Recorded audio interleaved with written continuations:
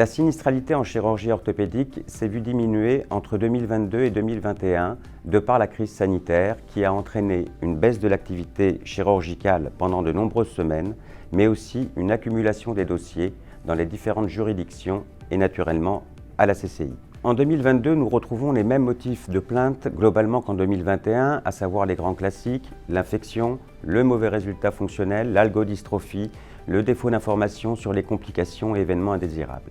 Il y a néanmoins une nouveauté, le défaut d'information non pas sur les complications, mais sur les alternatives thérapeutiques.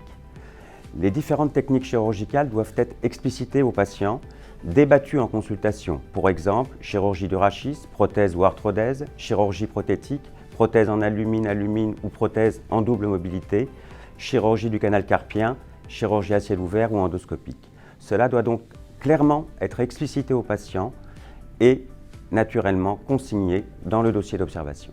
Le type de procédure en 2022 se voit globalement inchangé, tribunal de grande instance, CCI amiable.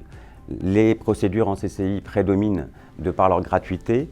Les procédures amiables sont de plus en plus demandées néanmoins. C'était déjà connu en 2021, mais cela augmente en 2022. Et naturellement, nous organisons une expertise amiable qu'après accord de notre sociétaire et s'il y a une non-conformité retenue.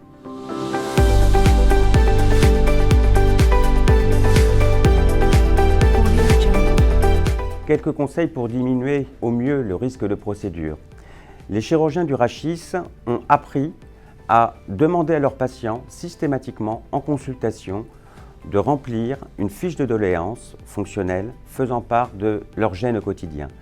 Outre le fait que ce document permet au chirurgien d'affiner son indication chirurgicale, cela nous permet en expertise de prouver à l'expert, contrairement au dire du patient qui était souvent en très bon état général avant la chirurgie, qu'il y avait une gêne avérée, écrite et signée de la propre main du patient.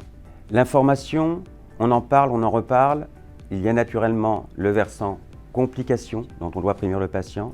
Comme je l'ai évoqué, les différentes techniques chirurgicales, mais l'information devient aussi très importante en post-opératoire de par les raccourcissements des durées d'hospitalisation, HAD, hospitalisation de 48 heures pour une chirurgie lourde. Ainsi, le patient doit quitter l'établissement de santé avec naturellement une fiche d'information sur laquelle sont écrits simplement et clairement les signes alarmants des complications qui peuvent survenir, mais aussi un numéro de téléphone joignable, ouvert 24 heures sur 24.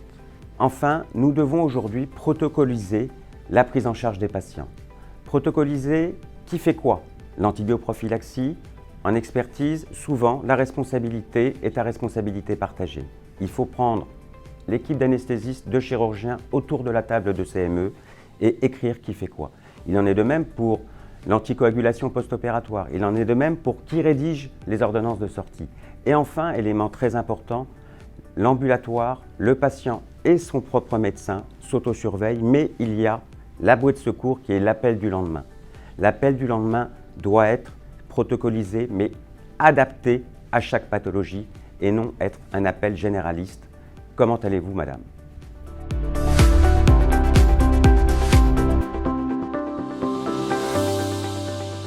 Audio Jungle.